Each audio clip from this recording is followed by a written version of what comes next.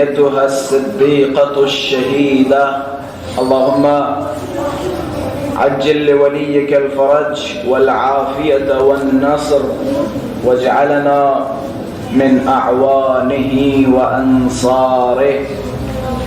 أما بعد فقد قال الله تبارك وتعالى في محكم كتابه ومتقن خطابه. بسم الله الرحمن الرحيم. ألم تر كيف ضرب الله مثلا كلمة طيبة كالشجرة طيبة أصلها ثابت وفرعها في السماء. صدق الله العلي العظيم. صلوات الله.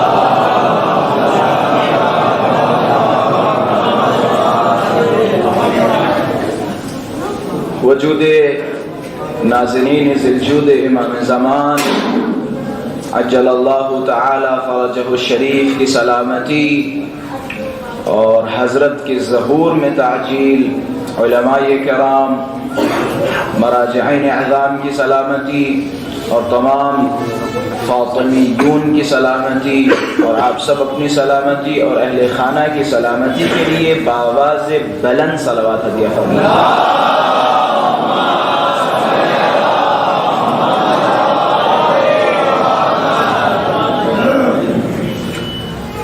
سب سے پہلے امام زمانہ عجل اللہ تعالی فرجہ الشریف کی خدمت میں جو کہ صاحب عزا ہیں تعزیت پیش کرتے ہیں اور خداوند متعال کی بارگاہ میں دعا گو ہیں. پروردگارہ، ایام عزائے فاطمیہ میں جو بھی ہم سے قصر و تقصیر کے ساتھ خدمتیں ہوئیں ان تمام خدمتوں کو قبول و مقبول فرما. عزائے فاطمیہ میں بھی ہم جناب سیدہ کا تذکرہ کرتے ہیں، فضائل و مناقب بیان کرتے ہیں اور ان مصیبتوں کا تذکرہ کرتے ہیں جو مصیبتیں ان پہ ڈھائی گئیں. ٹھیک اسی طرح جس طرح ایام عزائے حسینی میں امام حسین کے فضائل و مناقب بیان کرتے ہیں، مقصد امام حسین بیان کرتے ہیں اور اس کے ساتھ ساتھ وہ مصیبتیں جو امام حسین پہ ڈھائی گئیں ان مصیبتوں کا تذکرہ کرتے ہیں. وہاں پہ بھی ماتم کرتے ہیں اور یہاں پہ بھی ماتم کرتے ہیں. وہاں بھی امام حسین پہ گریہ وزاری کرتے ہیں، یہاں جناب سیدہ پہ گریہ وزاری کرتے ہیں. لیکن ایام عزائے حسینی اور ایام عزائے فاطمیہ میں ایک چھوٹا سا فرق ہے. اگر میں اس فرق کو نتیجتاً بیان کروں تو میں کہہ سکتا ہوں ایام عزائے حسینی عمومی ہے، ایام عزائے فاطمیہ خصوصی ہے. میرے جملے انشاءاللہ آپ حضرات تک پہنچیں گے. ایام عزائے حسینی عمومی ہے، ایام عزائے فاطمیہ خصوصی ہے. ایام عزائے حسینی جب ہم امام حسین کا فرش بچھاتے ہیں تو ہر کوئی امام حسین کو پرسہ دینے کے لیے فرش عزائے حسین پہ آتا ہے. لیکن جب ہم فرش عزائے فاطمی بچھاتے ہیں تو یہاں ہر کوئی نہیں بلکہ مخصوص لوگ تشریف لاتے ہیں. مخصوص لوگ تشریف لاتے ہیں. اگر مزید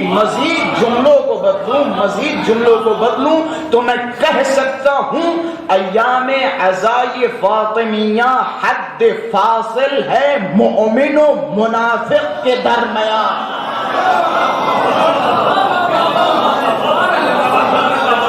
ایام عزائے فاطمیہ حد فاصل ہے حد فاصل جو فرق پیدا کرتی ہے مومن اور منافق کے درمیان.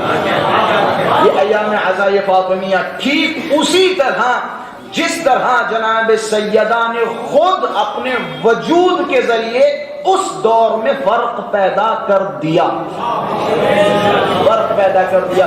سوال اٹھتے ہیں نا، جناب سیدہ نے احتجاج کیا، فدق کے حوالے سے احتجاج کیا، اپنی قربانی پیش کی امامت کو بچانے کے لیے. یہ سارے مقاصد آپ سنتے رہتے، لیکن میں ایک نتیجہ آپ حضرات کے سامنے بیان کر رہا ہوں، اور اس نتیجے کا پورا ذمہ دار بندہ خیر ہے.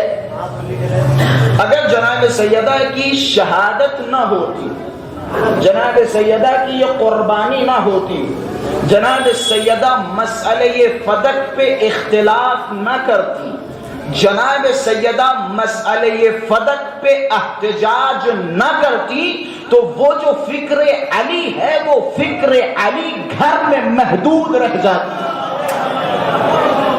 میں مزید اس کی وضاحت کر رہا ہوں. فکر علی ہم تک نہ پہنچتی.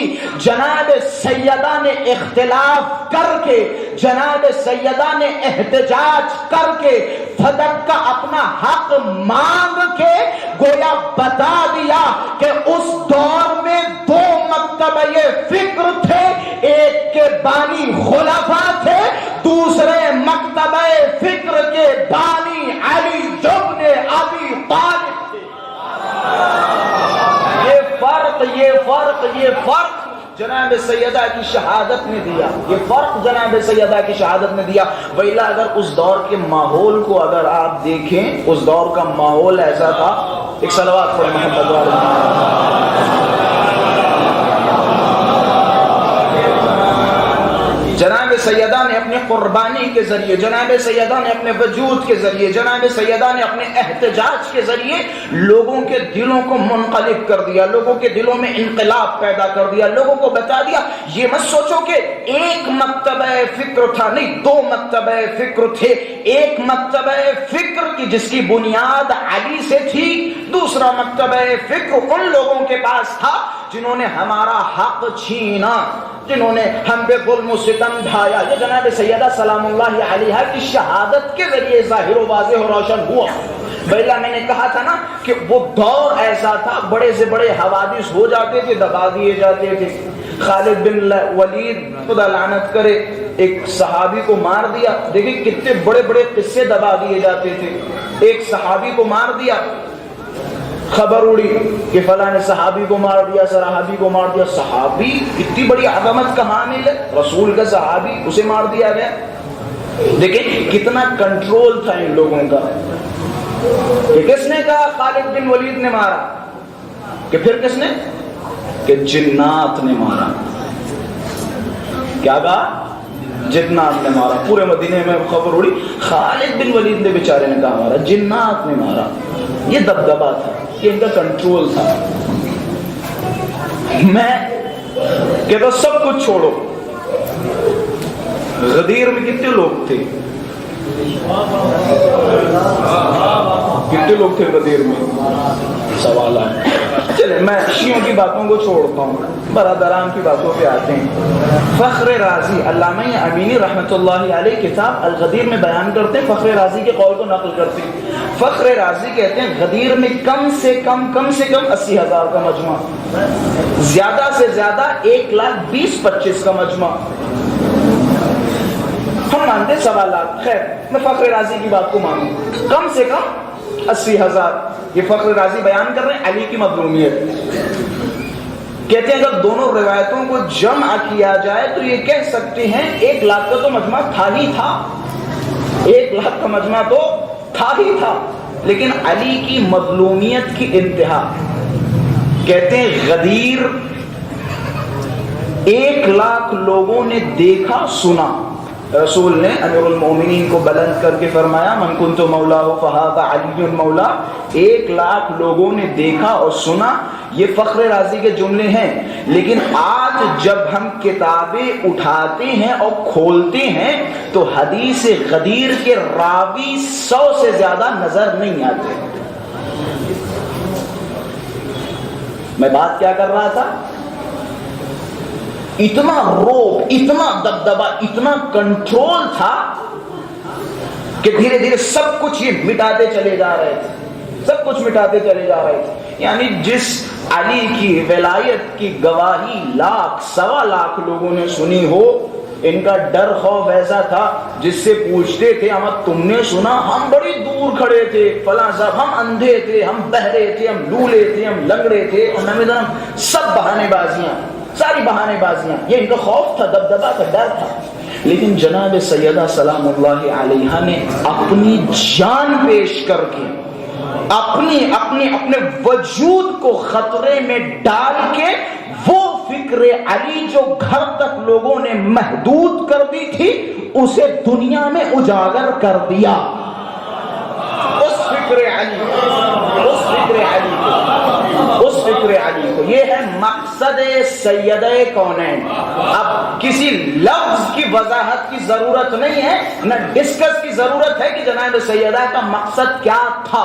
سب کے اوپر واضح و روشن ہو گیا. جناب سیدہ کا مقصد، جناب سیدہ نے اپنی قربانی پیش کی. خدا نہ کرے کسی کے منہ سے نکل جائے کہ وہ فدق کی وجہ سے، ایسا نہیں. جناب سیدہ نے اپنی قربانی پیش کی امامت کی حفاظت کے لیے، امامت کی بقا کے لیے. ایک صلوات پڑھے محمد والے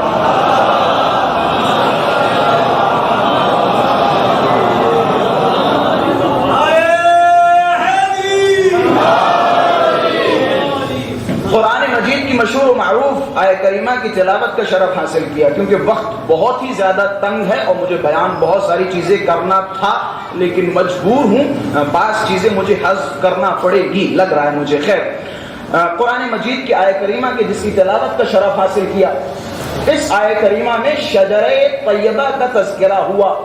میں ترجمہ ماشاءاللہ سے سارے کے سارے واقف ہے ترجمے سے، تو میں اصل ہدف و موضوع پہ آ رہا ہوں.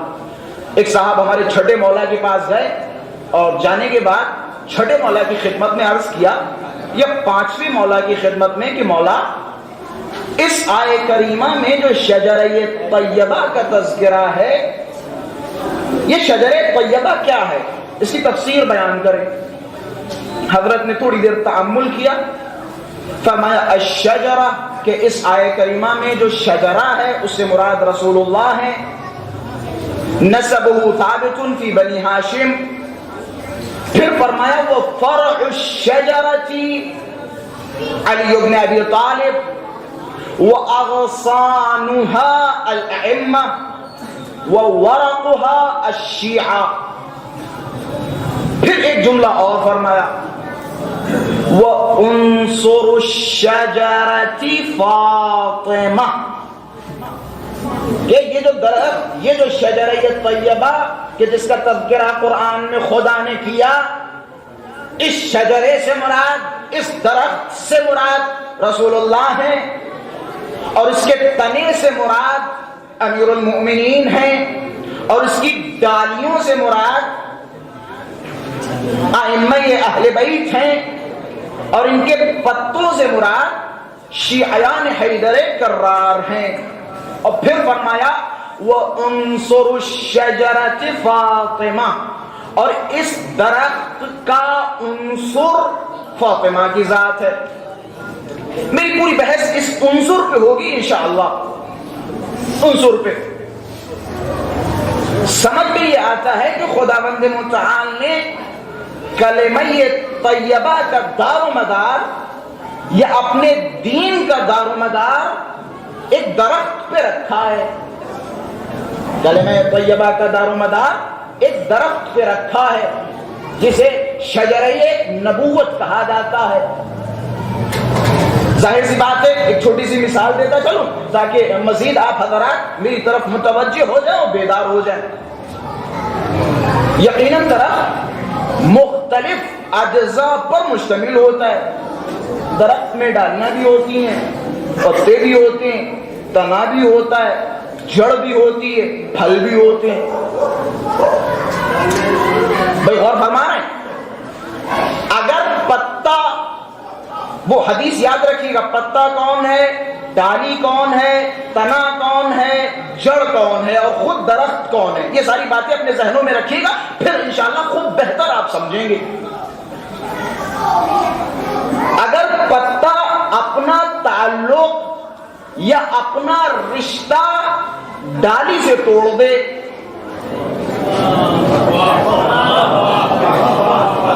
جب پتا ڈالی سے یہ کہے کہ بھیا ہمیں تمہاری ضرورت نہیں ہے، تو ڈالی کا ذرہ برابر بال بھی کا نہیں ہوگا۔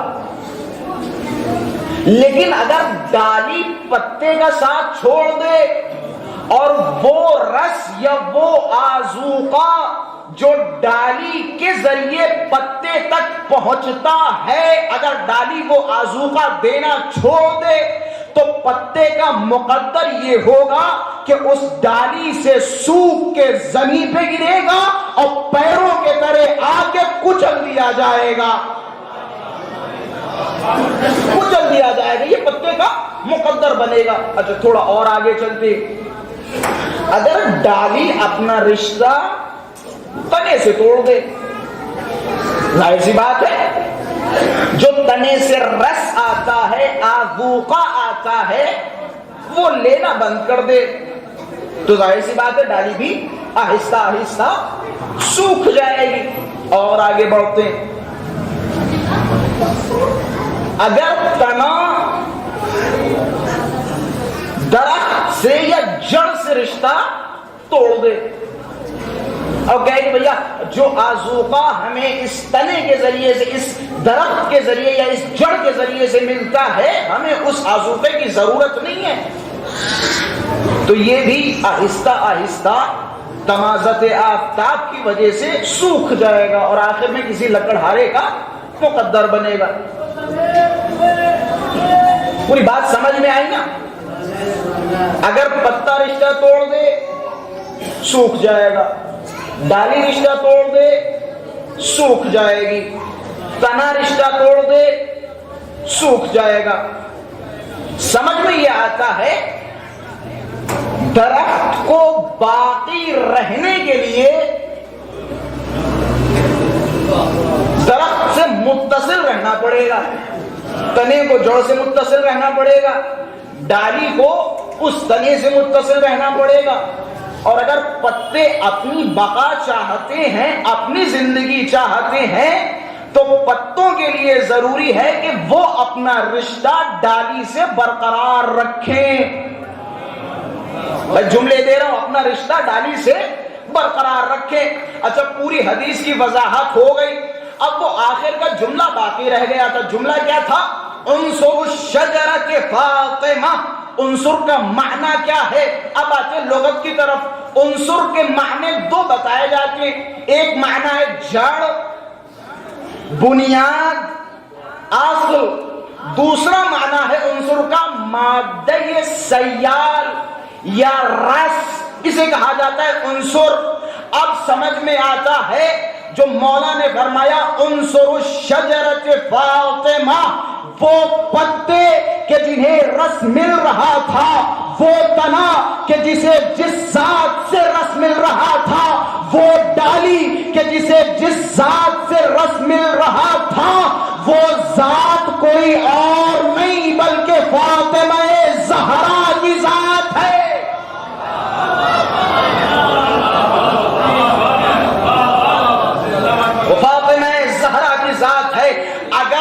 اسلام یا اور آگے بڑھوں، نبوت و امامت برقرار رہنا چاہتے ہیں تو فاطمہ زہرا سے رشتہ رکھنا ضروری ہے، سیدہ سے رشتہ ضروری ہے۔ اور یہی نہیں ہے، اسی وجہ سے ہمارے علماء نے یہ جو عبارتیں استعمال کی نا، حلقہ یہ وصل بین امامت و نبوت، کون؟ فاطمہ۔ محافظہ نبوت انبیاء کون؟ فاطمہ۔ آدم کی نبوت کی محافظ فاطمہ، نوح کی نبوت کی محافظ، تمام انبیاء کی نبوت کی محافظہ کا نام ہے سیدہ کونین، سیدہ کونین۔ اور یقین جانے ان الفاظ میں کوئی غلو نہیں ہے، کوئی غلو نہیں ہے، مثبت محکم الفاظ ہیں۔ جناب سیدہ کو دارت القرون الاولی، آج یہ کل سے نہیں، دارت القرون الاولی، مرکز بنایا گیا، محور بنایا گیا۔ جناب سیدہ کی ذات خود مرکزیت رکھتی ہے، محوریت رکھتی ہے، خود جناب سیدہ کی ذات مرکز ہے، محور ہے۔ آپ روایات میں دیکھیں اہل بیت علیہم السلام سیدہ کے حوالے سے کیا فرماتے ہیں؟ مولا فرماتے ہیں کہ ہم جتنے بھی امام ہیں یہ سارے کے سارے تم سب پر حجت ہیں، لیکن ہماری ماں سیدہ کونین خدا کی طرف سے ہم سب پر حجت ہیں۔ یہ عظمت سیدہ کونین ہے، یہ مرتبہ ہے۔ چھوٹے مولا فرماتے ہیں وَكَانَتْ عَلَيْهَا الصَّلَاةُ وَالسَّلَامُ، کہ تمہیں پتہ ہے میری جدہ سیدہ کون ہے؟ کانت مفروضۃ الطاعہ علی جمیع من خلق اللہ، کہ تو جناب سیدہ اس ذات کا نام ہے کہ جس کی اطاعت ہر اس شے پہ واجب ہے جسے خدا نے پیدا کیا۔ یہ مفروضۃ الطاعہ بڑا عجیب و غریب لفظ ہے، یہ جناب سیدہ کی ذات ہے۔ میں نے کہا نا جناب سیدہ کو مرکز بنایا گیا، جناب سیدہ کو مرکزیت عطا کی گئی۔ دارت القرون الاولی، آج سے نہیں، کل سے نہیں، ہمیشہ سے جناب سیدہ کی ذات مرکزیت کا حامل رہی ہے، خلقت کائنات کا سبب رہی ہے جناب سیدہ کی ذات، جناب سیدہ کی ذات۔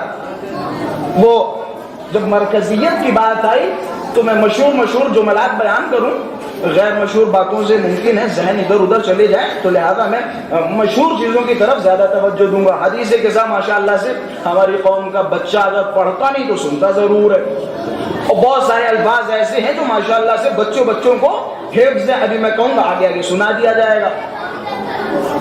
چادر بچھی، چادر کے نیچے اہل بیت تشریف لائے، اب جب پنجتن چادر کے نیچے آ گئے جناب جبرائیل نازل ہوئے، یہ دیگر ملائکہ تشریف لائے، خدا سے سوال کیا یا رب ومن تحت الکسا، میں بات کس کی کر رہا ہوں؟ مرکزیت کی بات کر رہا ہوں بھئی، مرکزیت اور محوریت کی بات کر رہا ہوں کہ یا رب ومن تحت الکسا، چادر کے نیچے کون ہے؟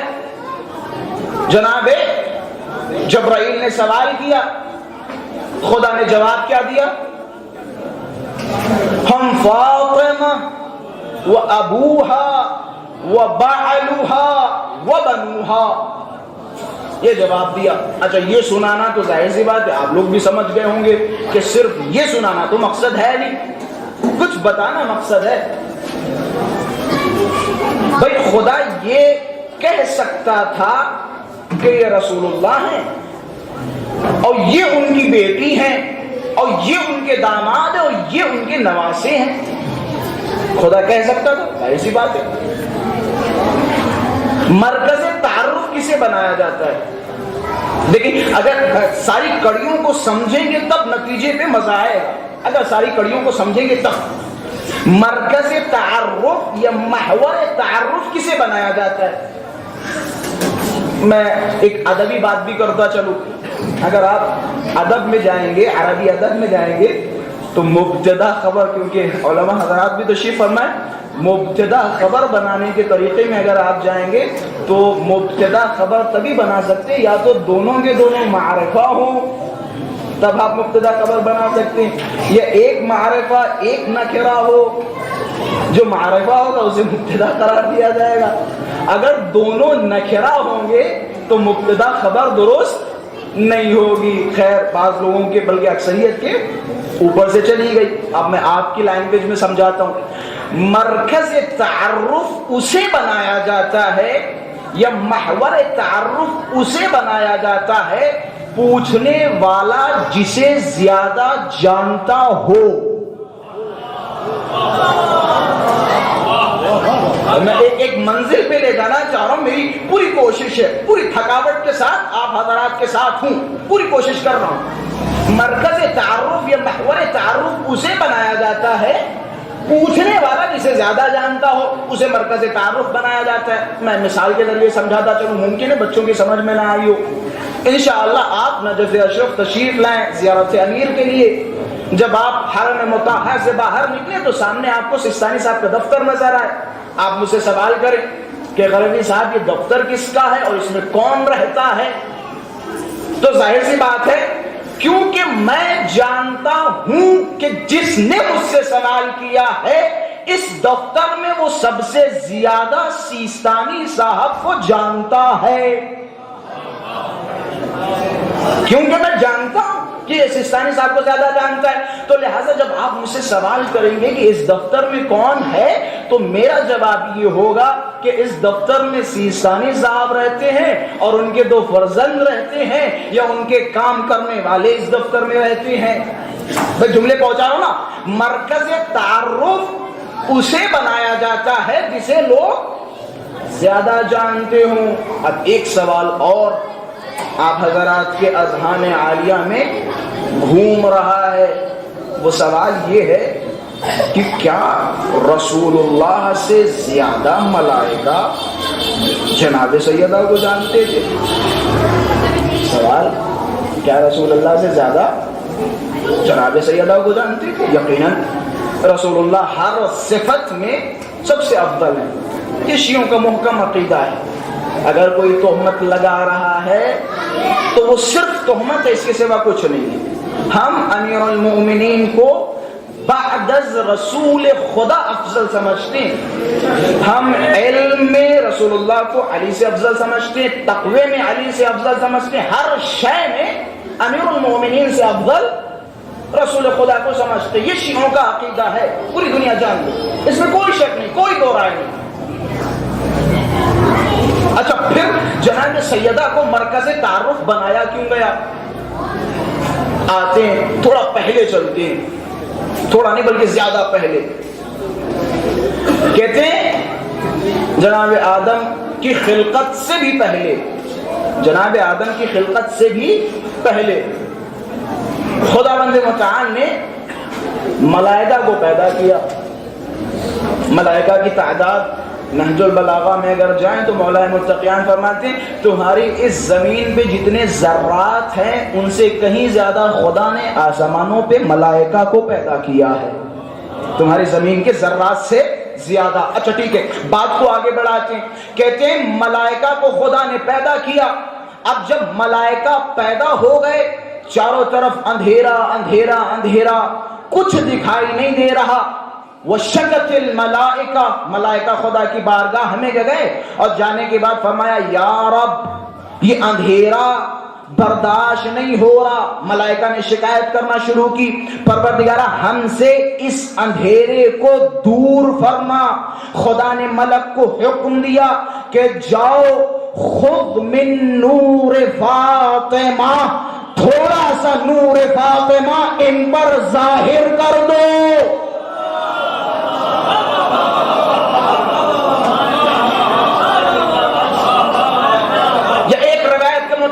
جب ملائکہ نے شکایت کی فاستضاء نور فاطمہ، پورا نور فاطمہ نہیں، کہتے خداوند متعال نے نور فاطمہ کی ایک جھلک ملائکہ کے سامنے پیش کی۔ اب جیسے ہی ملائکہ کے سامنے نور سیدہ کی ایک جھلک پیش کی گئی، روایتوں کے جملے ہیں غشی الملائکہ، سارے ملائکہ پہ غشی طاری ہوئی۔ عجب نہیں، وخرت للہ ساجدین، خدا کے لیے سب نے سجدہ بجا لایا اور خدا کی بارگاہ میں کھڑے ہوئے اور فرمایا الہنا و سیدنا ما ھذا النور، اے میرے پروردگارا، اے میرے سید و سردار، آخر یہ نور تھا کیسا؟ کس کا نور تھا کہ جس نے ہماری عقلوں کو مبہوت کر دیا؟ یہ آخر کیسا نور تھا؟ کس کا نور تھا؟ عجب نہیں، خداوند متعال نے ملائکہ کی طرف خطاب کیا، اے میرے ملائکہ، ہاذا نور من نوری، یہ ایک نور ہے جو میرے نور سے مشتق ہوا ہے۔ خلقتہ من عظمتی، اس نور کو ہم نے اپنی عظمت سے خلق کیا ہے۔ وجعلتہ فی سماواتی، اور خلق کرنے کے بعد اس نور کو آسمانوں کی زینت بنا دیا۔ اس نور کو آسمانوں کی زینت بنا دیا، ستاروں کی زینت بنا دیا۔ آج دنیا ستارے پہ بڑا فخر کرتی ہے، قمر پہ بڑا فخر کرتی ہے۔ تمہیں نہیں پتا یہ جو ستارے اور قمر اور چاند دیکھ رہے ستاروں سے اپنی قسمت بناتی ہے، لیکن دنیا والوں کو نہیں پتا اما جس ستارے سے تم اپنی قسمت سنوارنے جا رہے ہو وہ ستارہ خود سیدہ کی دہلیز پہ سجدے کر کے اپنی قسمت بناتا ہے۔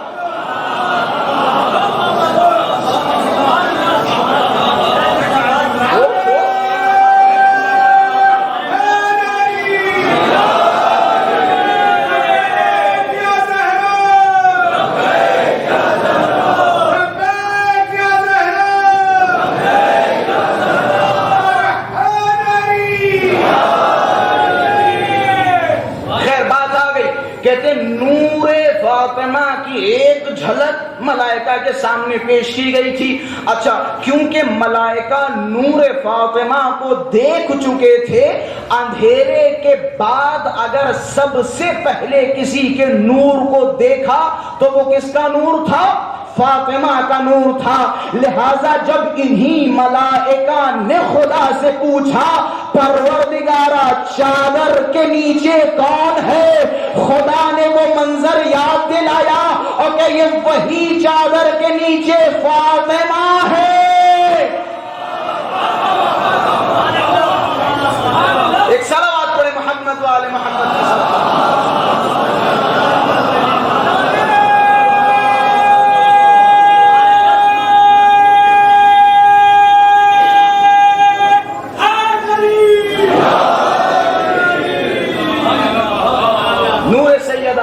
سیدہ ایسا نہیں، انبیاء گئے، انبیاء تعجب میں پڑ گئے، رش کرنے لگے نور سیدہ کو دیکھ کے۔ ایک دو چار نہیں، سینکڑوں روایتیں ہمارے پاس۔ جناب آدم کی خلقت کے بعد جب جناب آدم کو جنت میں چھوڑا گیا، جناب آدم جنت میں جاتے جاتے ایک مقام پہ پہنچے۔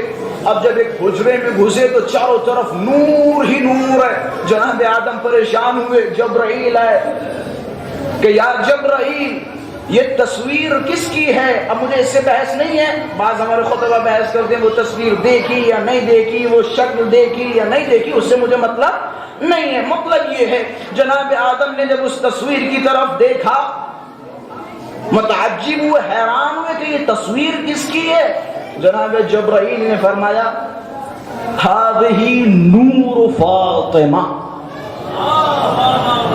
یہ فاطمہ کا نور ہے، سر پہ تاج ہے، گلے میں ہار ہے، کانوں میں گوشوارے ہیں، بوندے ہیں۔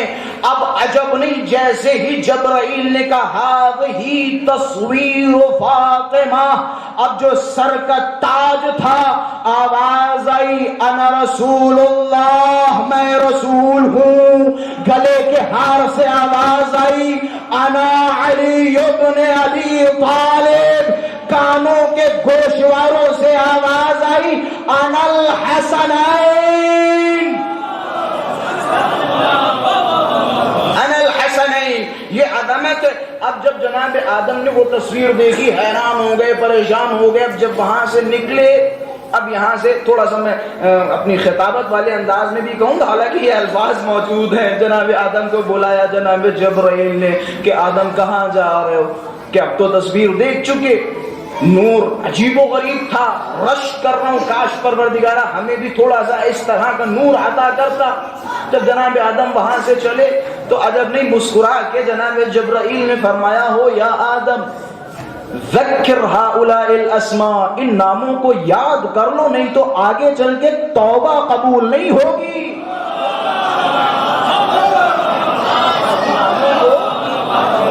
یاد کر لو، ان ناموں کی بڑی بڑی ضرورت پڑے گی، یہ نام بڑے کام آئیں گے۔ اور ویسا ہی ہوا، جناب آدم زمین پہ آئے 300 سال تک۔ بنابر روایت علامہ باقر مجلسی فرماتے 300 سال تک جناب آدم و حوا میں جدائی رہی۔ بعض محققین کے نتائج میں بیان کر رہا ہوں، اس موضوع پہ میری کوئی خاص تحقیق نہیں۔ بعض علماء فرماتے ہیں کہ جناب آدم ہندوستان میں تھے اور جناب حوا جو ہے وہ عرب کی زمینوں پہ تھیں۔ علماء بیان کرتے، خیر اس سے بحث نہیں ہے اور اس پہ بحث کر کے کوئی خاص نتیجہ بھی ملنے والا نہیں ہے، اسے مطلب نہیں ہے۔ لیکن جناب آدم ڈھونڈتے ڈھونڈتے ڈھونڈتے ڈھونڈتے عراق پہنچے، مسجد کوفہ میں پہنچے۔ وہ جب انشاءاللہ آپ حضرات زیارت کے لیے تشریف لے جائیں گے تو ایک مقام ہے، مقام حضرت آدم علیہ السلام، جہاں جناب آدم نے نماز ادا کی اور ادا کرنے کے بعد خوب روئے گڑ گڑائے، پھر جناب جبرائیل آیا اور کہ وہی یاد کر لو جو تم سے کہا گیا تھا، جو تم نے وہاں دیکھا تھا۔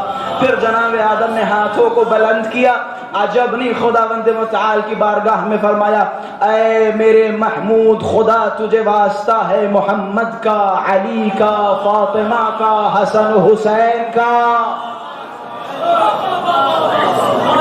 انہی ناموں کے صدقے میں، انہی ناموں کے صدقے میں خداوند متعال نے 300 سال تک جو پریشان تھے، کچھ لمحوں میں اہل بیت کے نام سے ان کی پریشانی دور ہو گئی۔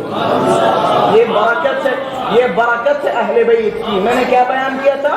دارت القرون الاولی، آج کل پرسوں یا پھر وہ جو زمانہ آپ پڑھتے ہیں صرف اس زمانے میں سیدہ کے کمالات اور معجزات نہیں ہے، دارت القرون الاولی، جب سے یہ کائنات ہے جگہ جگہ آپ کو انوار اہل بیت نظر آتے رہیں گے، انوار اہل بیت۔ ابراہیم آئے، ابراہیم نے دیکھا پروردگارا یہ نور کس کا نور ہے، کس کا نور ہے؟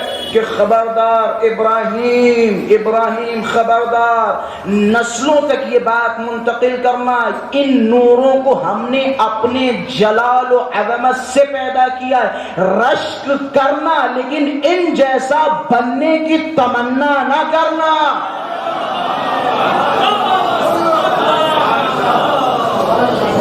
باقاعدہ ایک روایت میں لفظ ہے، میں اس لفظ کو کیسے بیان کروں؟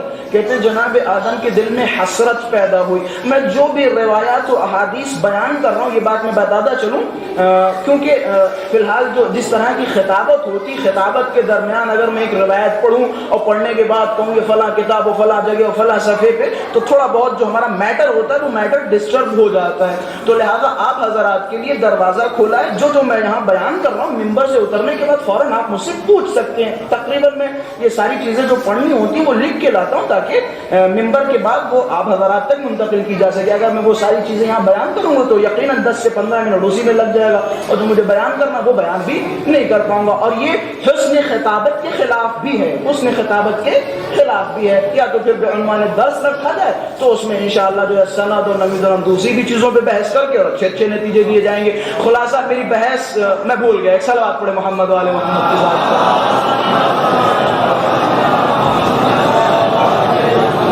جناب سیدہ کونین سلام اللہ علیہ کو مرکز بنایا گیا، محور بنایا گیا، اور میں نے اس حوالے سے وہ حدیث قصہ کے چند جملات آپ حضرات کے سامنے بیان کیے۔ میں کہتا ہوں حدیث قصہ کو بھی چھوڑیں، ساری چیزوں کو چھوڑیں۔ ایک حدیث قدسی، حالانکہ یہ اختلافی ہے، اس پہ بعض علماء کا ماننا ہے کہ ایسا کچھ نہیں ہے، بعض کا ماننا ہے، اور وہ بعض جو اس چیز کو مانتے ہیں ان بعض میں بڑے دگز نام ہیں اور بہت بڑے بڑے نام ہیں کہ جن میں علامہ امینی، علامہ مجلسی اور نمیدونم شیخ جعفر حر عاملی اور آیت اللہ مستنبط اور اسی طریقے سے بہت سارے بڑے بڑے نام کہ جو اس حدیث کو قبول کرتے ہیں۔ حدیث مشہور و معروف ہے۔ میں نے کیا جملہ کہا تھا؟ جناب سیدہ کو محور کائنات بنایا گیا، خلقت کا محور بنایا گیا، جناب سیدہ کے صدقے میں یہ کائنات خلق کی گئی۔ اس پہ مشہور و معروف، شاید آپ حضرات نے بھی سنی ہو، شاید کا لفظ تھوڑا سا معیوب تھا، یقیناً آپ حضرات نے سنی ہے۔ کیا ہے؟ خدا نے فرمایا، حدیث قدسی ہے، خدا نے فرمایا کنتو کنزا مخفیہ، میں ایک چھپا خزانہ تھا، فاحببت ان اعرف، میں نے چاہا کہ میں پہچانا جاؤں، فخلقت الخلق، میں نے مخلوقات کو پیدا کیا، خلق کیا، کس لیے؟ تاکہ میں پہچانا جاؤں۔ خیر یہاں تک آپ میرے ساتھ ہیں۔ میں چھپا خزانہ تھا، میں نے چاہا میں پہچانا جاؤں، فخلقت الخلق، میں نے مخلوقات کو پیدا کیا۔ تو خدا نے اپنی پہچان کے لیے کسے پیدا کیا؟ مخلوقات کو۔ پھر آگے فرماتا ہے یا احمد ولولاک لما خلقت الافلاک، اگر آپ کو پیدا کرنا مقصد نہ ہوتا تو میں ان مخلوقات و افلاک کو پیدا ہی نہ کرتا۔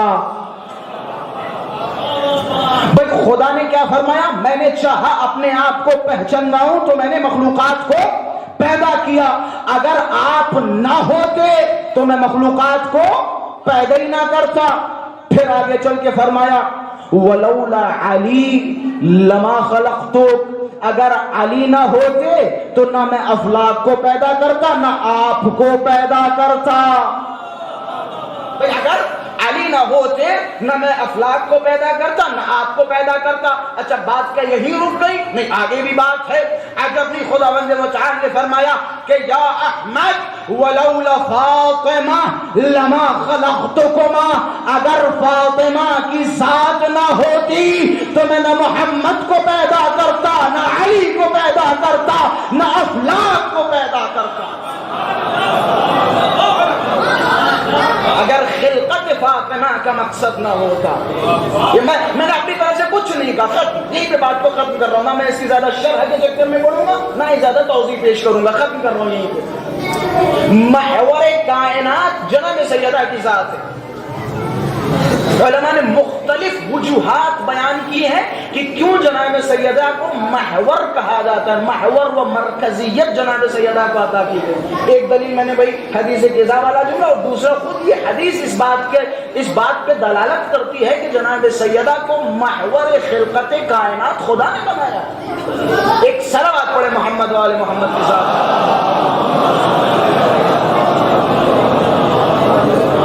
تو عزیزان محترم، یہ عظمت ہے جناب سیدہ کونین کی، یہ عظمت ہے جناب سیدہ کے نور کی، جناب سیدہ کا نور عجیب و غریب، جس نے دیکھا وہ مبہوت ہو گیا، جس نے دیکھا وہ تعجب میں پڑ گیا۔ اچھا امیر المومنین کے حوالے سے کیونکہ اب نور کی بات آ گئی ہے تو بس آخری نتیجہ اور آپ کی زحمتوں کو تمام کر رہا ہوں، بس آخری نتیجہ جناب سیدہ کے نور کی بات چل رہی، تو جہاں پہ میں بھولا تھا وہ نور کا ہی تذکرہ تھا، ابھی یاد آیا وہ نور کا ہی تذکرہ تھا۔ خیر کھان جائیں ادھر سے پکڑو جائیں ادھر سے پکڑو، آنا تھا یہاں پہ آ گیا۔ ایک صلوات پڑھے محمد والے محمد کے ساتھ۔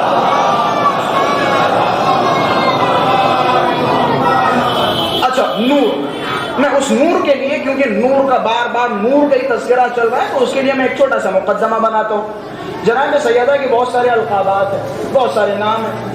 ایک نام مشہور و معروف فاطمہ، اس کی بڑی علتیں تو فی الحال مورد بحث نہیں ہے، لیکن میں اوپر کی باتیں بتاتا چلوں۔ پوچھا گیا مولا فاطمہ کو فاطمہ کیوں کہا جاتا ہے؟ سمیت فاطمہ بفاطمہ لأن الخلق فطموا عن معرفتها۔ فاطمہ کا معنی از مادی فاطمہ یعنی دوری، بریدن یا کاٹنے کے معنی میں، دور یا کاٹنا یا بریدن، اس معنی میں لفظ فاطمہ استعمال ہوتا ہے۔ کہتے فاطمہ کو فاطمہ اس لیے کہا گیا ہے کہ مخلوقات کو ان کی معرفت سے دور رکھا گیا ہے، یعنی مخلوقات میں وہ مجال نہیں ہے جو فاطمہ کی معرفت حاصل کر سکے، انہیں معرفت سیدہ تک پہنچ سکے، کسی میں حیثیت نہیں ہے۔ یہ بعض روایتوں میں فرماتے فطمت عن الطمس، کہتے فاطمہ کو فاطمہ اس لیے کہا جاتا ہے کہ وہ طمس سے رکی ہوئی ہیں۔ طمس یعنی وہ جو عورتوں کی مخصوص عادتیں ہوتی ہیں وہ جناب سیدہ میں نہیں پائی جاتی۔ فطمت عن الطمس۔ پھر فرماتے فاطمہ کو فاطمہ اس لیے کہا جاتا ہے فطمت عن الشر، جناب سیدہ تمام برائیوں سے رکی ہوئی ہیں، کسی طرح کی کوئی نجاست و پلیدی ان کے پاس نہیں آ سکتی۔ مختلف علتیں، ایک ان میں سے بڑی خوبصورت علت کہ فاطمہ کو فاطمہ کیوں کہا جاتا ہے؟ فرمایا سمیت فاطمہ بفاطمہ لأنها فطمت هي وشیعتها ومحبیها عن النار۔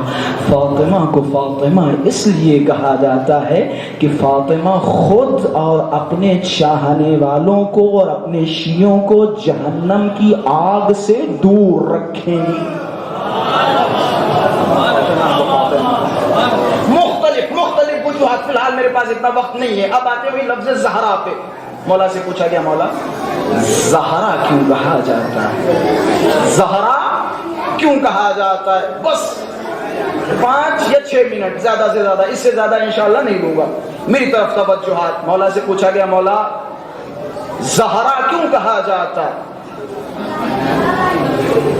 لما سمیت الزہراء زہراء، زہرا کو زہرا کیوں کہا جاتا ہے؟ مولا کے جواب سے پہلے ایک مقدمہ آپ حضرات کی خدمت میں پیش کرنا چاہ رہا ہوں. امیر المومنین کی جب آپ زیارت پڑھیں گے یا ماشاءاللہ سے ہمارے بچے جب نعرہ لگاتے ہیں تو ایک لقب مولا کا بیان کیا جاتا ہے، غر المحجلین، قائد غر المحجلین. زیارتوں میں بھی یہ لفظ موجود ہے. غر المحجلین کا قائد، قائد یعنی رہبر، قائد. اب اس غرہ اور اس محجل کا لفظی معنی بتاتا چلوں. اگر لسان عرب میں جائیں گے تو غرہ کا معنی ہے وَهُوَ الْبَيَاضُ الَّذِي عَلَى وَجْهِ الْفَرَسِ.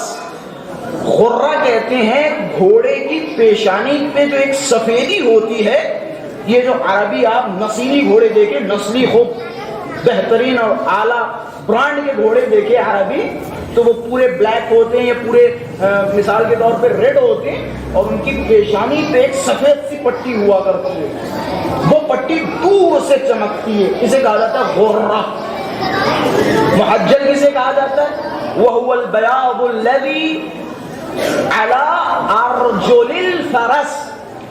محجل کسے کہتے ہیں؟ وہ سفیدی جو گھوڑے کے پیروں پہ ہوتی ہے، اسے کہا جاتا ہے محجل. خلاصہ اب مولا نے کیا فرمایا؟ مولا کا لقب کیا ہے؟ قائد غر المحجلین. یہ ہو گیا اس کا لفظی معنی. اب آتے ہیں روایتوں میں اس کی شرح کیا بیان کی گئی ہے. رسول اللہ نے فرمایا روز محشر تمام انبیاء کو بلایا جائے گا، اور بلانے کے بعد سارے نبیوں کی پیشانی سے ایک نور ساطع ہوگا، پیروں سے ایک نور ساطع ہوگا.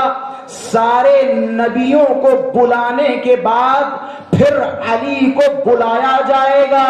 نبی علی کے نور کو دیکھیں گے، تعجب کریں گے اور کہیں گے پروردگارا یہ کس کا نور ہے، یہ کتنا خوبصورت ہے، ہمارے پاس تو ایسا نور نہیں ہے.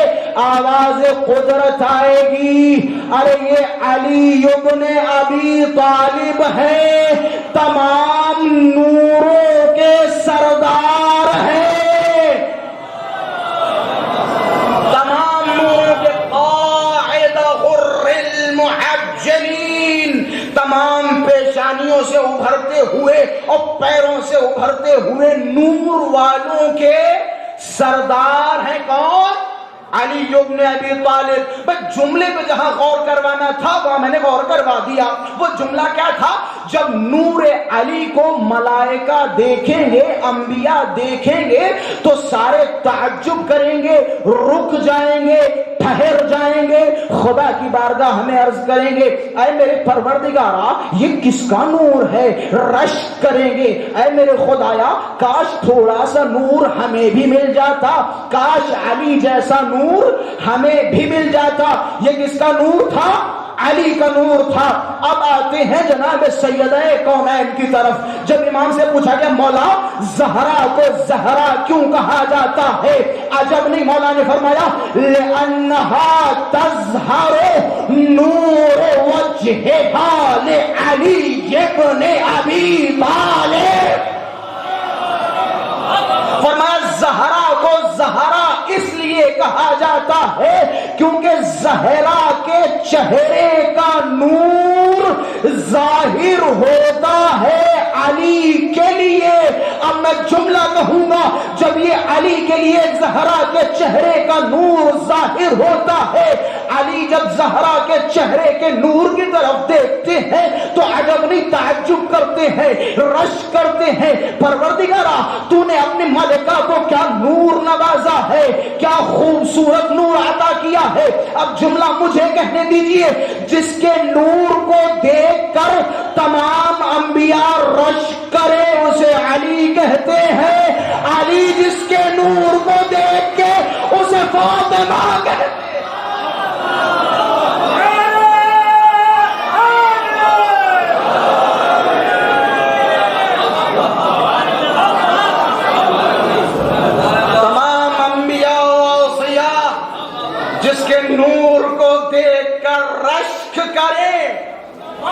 اسے نور علی کہا جاتا ہے. علی جس کے نور کو دیکھ کے رشک کرے اسے نور فاطمہ کہا جاتا ہے. یہ عظمت ہے, یہ عظمت ہے مخدوم یہ کونین کی, یہ عظمت ہے سیدہ کونین کی, یہ عظمت ہے سیدہ نساء عالمین کی, یہ عظمت ہے. جناب سیدہ کی عظمتوں سے غافل ہیں. اگر ہم جناب سیدہ کی ساری عظمتوں کو ایک جگہ رکھیں, میں نے ایک جملہ کہا تھا, جناب سیدہ کی معرفت محال ہے, محال ہے, محال. بے شک تمام اہل بیت کی معرفت محال ہے, لیکن جناب سیدہ کا مسئلہ کچھ عجیب و غریب ہے. سارے اہل بیت کی معرفت محال ہے, لیکن اہل بیت میں سے کوئی بھی ایسی شخصیت نہیں ہے کہ جس کے بارے میں یہ کہا جائے وما ادراک ما لیلۃ القدر, تم نہیں جانتے لیلۃ القدر کیا ہے. اور جملے تو سمجھ گئے, جو سمجھ گئے.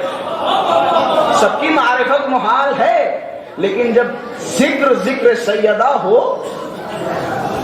مولا سے پوچھا گیا مولا یہ لیلۃ القدر کیا ہے. اچھا نہیں, چھٹے مولا نے فرمایا لیلۃ القدر ہی فاطمہ, لیلۃ القدر فاطمہ کی ذات ہے. جس طرح تمہارے لیے خدا نے تمہیں مخاطب کر کے فرمایا وما ادراک ما لیلۃ القدر, تم نہیں جانتے لیلۃ القدر کیا ہے, ٹھیک ویسے ہی یہاں پہ وہی جملے آتے ہیں وما ادراک ما فاطمہ, تم نہیں جانتے فاطمہ کی ذات کیا ہے. سیدہ کی معرفت, شکر کریں ہم اتنی ہی معرفت پہ راضی ہیں. ہمارے پاس جتنی معرفت جناب سیدہ کی, یقیناً ہم دعا ہوئے پروردگار مزید معرفت سیدہ عطا فرما. کم سے کم اتنی معرفت کہ جب جناب سیدہ کا نام ہمارے سامنے آئے تو ہماری آنکھوں سے آنسو نکلنے لگے. کم سے کم معرفت, کم سے کم جناب سیدہ کی اتنی معرفت ہو جائے کہ جب بھی ہم کوئی گناہ کرنے جائیں تو جناب سیدہ کا تصور آ جائے. کم سے کم اتنی معرفت, اتنی محبت کہ ہمارے دلوں سے ہر طرح کی عیبی و پلیدی و قصر و تقصیر نکل جائے. کم سے کم یہ محبت سیدہ نساء عالمین میں محو ہو جائے. کم سے کم یہ معرفت خدا ہمیں عطا کرے. ذات جناب سیدہ کی میں نے شروع میں ایک جملہ کہا تھا, بس میں اپنی منزلوں کی طرف آ رہا ہوں. شروع میں ایک جملہ کہا تھا نا کہ ایام عزائی فاطمیہ کیا ہے, خصوصی ہے. خصوصی, خصوصی کا مطلب سمجھتے, خصوصی پرائیویٹ ہے, پرائیویٹ سمجھے. اگر عمومی ہوتی تو وصیت کی جاتی آنے والی نسلوں کو, آنے والی دنیا کو میرا سلام کہیے گا. اگر عمومی ہوتی, آپ کو پتہ جناب سیدہ کا سلام کیا ہے. آخر میں جب مولائے متقیان کو اپنے پاس بٹھایا, وصیتیں کرنا شروع کی. علی جان,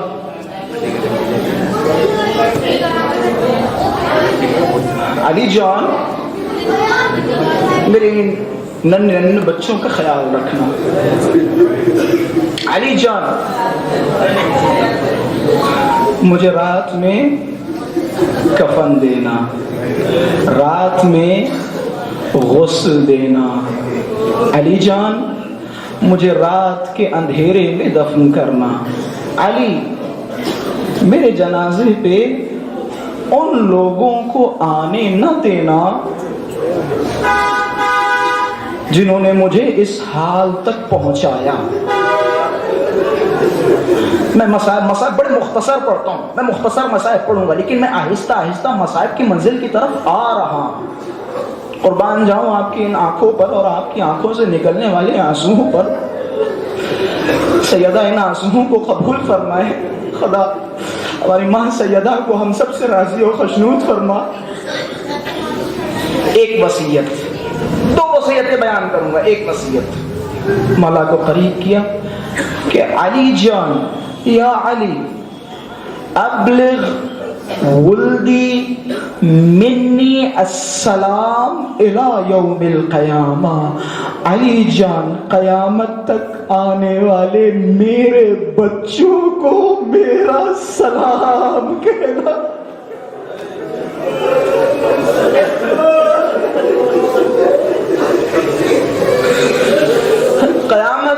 قیامت تک آنے والے میرے بچوں کو ولدی, میرے بچوں کو, میرے شیعوں کو میرا سلام کہنا. یہ سلام بڑا خصوصی ہے, بڑا خصوصی ہے. پتہ ہے اس سلام کے ذریعے آپ اسے صرف سلام سمجھ رہے ہیں, لیکن میں جب اس سلام کو سنتا ہوں نا تو مجھے اس سلام سے کہیں نہ کہیں مظلومیت کی بو محسوس ہوتی ہے. گویا سیدہ اس سلام کے ذریعے بتانا چاہتی ہے میرے بچوں تمہیں نہیں پتا مدینے کے باغیوں نے میرے گھر کے دروازے کو جلا دیا. میرے بچوں تمہیں نہیں پتا جب وہ دروازہ جلنے لگا اس جلتے ہوئے دروازے کو میرے پہلو پہ گرا دیا. بچوں تمہیں نہیں پتا. ارے آپ یہ سمجھتے ہیں نا کہ ہم 1400 سال کے بعد گریا کر رہے, 2 دن گریا کر لیا, بڑا سیدہ پہ گریا کر لیا. نہیں آقا جان, اہل بیت کی حالت دیکھیں. چھوٹے امام تشریف فرما تھے, ایک صاحب آئے اور آنے کے بعد مولا کی خدمت میں عرض کیا مولا آپ کو امامت کی کون کون سی میراثیں ملی ہیں. امام نے ایک صندوق کھولا, تلوار نکالی کہ یہ دیکھو یہ ہمیں میراث میں ملا ہے. امامہ اٹھایا کہ یہ دیکھو ہمیں میراث میں ملا ہے. تمام موارث اہل بیت اطہار نے, امام نے اسے دکھائے اور دکھانے کے بعد ایک چھوٹی سی پوٹلی نکالی. نکالنے کے بعد آنکھوں میں آنسو ہے, آہستہ آہستہ کھولنا شروع کیا. اب جب کھولا راوی نے دیکھا کہ مولا اس میں تو جلی ہوئی لکڑیاں ہیں. ہو گئی آپ کی آوازیں بلند. بس میں 2 سے 3 منٹ زحمتیں تمام. بس جیسے ہی دیکھا کہ مولا اس میں تو جلی ہوئی لکڑیاں ہیں. عجب نہیں, مولا نے سینے پہ ہاتھ رکھا کہ تمہیں نہیں پتا یہ جلی ہوئی لکڑیاں کوئی عام لکڑیاں نہیں ہے, یہ اس دروازے کی لکڑیاں ہیں جس دروازے کو رسول چوما کرتے تھے.